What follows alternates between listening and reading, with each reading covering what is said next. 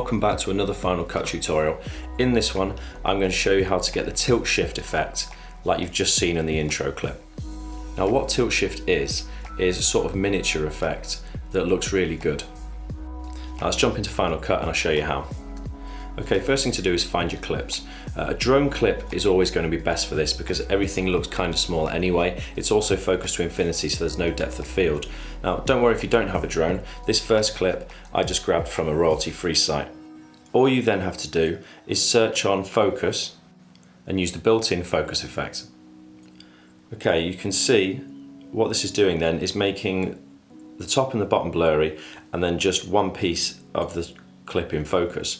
Now if you start messing with the sliders here, width always looks better if you move it further towards the top. Height as well. This is basically showing more of the clip in focus.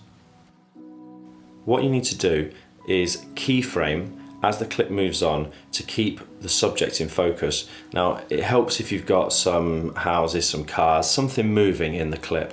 I'll show you later that not every clip works. What I'm also doing here is, as I'm keyframing towards the end of the clip, I'm bringing up the amount, which is the amount of blur, higher and higher.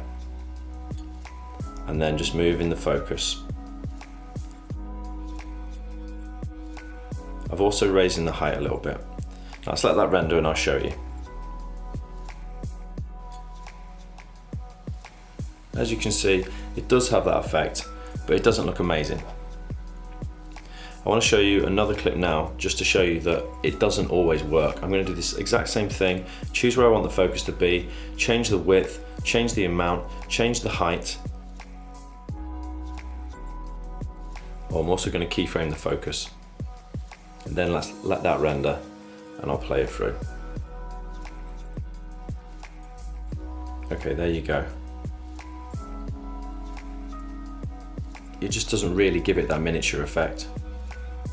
Okay, let's do the exact same thing for this next clip. I'm just going to speed this all up. We're going to change the focus, keyframe it, change the height, change the width, change the amount. Keep changing the focus. I'm just going to speed it up through all three of these. Let's let that render. And I'll play it through.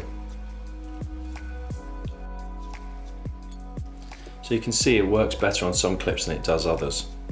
I think this one looks the best. Really makes it look miniature, and also the little people. What I'm going to do now then, do a bit of color correction, add some sharpening to everything. So I'll stick the sharpening on, and then I'm going to stick a LUT on everything.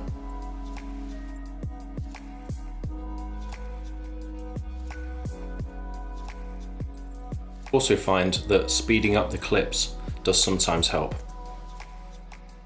And that is it. Again, really straightforward. Keeping in mind that it doesn't always work with every clip. Drone shots, it does work better, and how you change the slider settings, you want to make it as believable as possible. How you change the slider settings affects how the clip looks as well. So I'll play them through now one last time.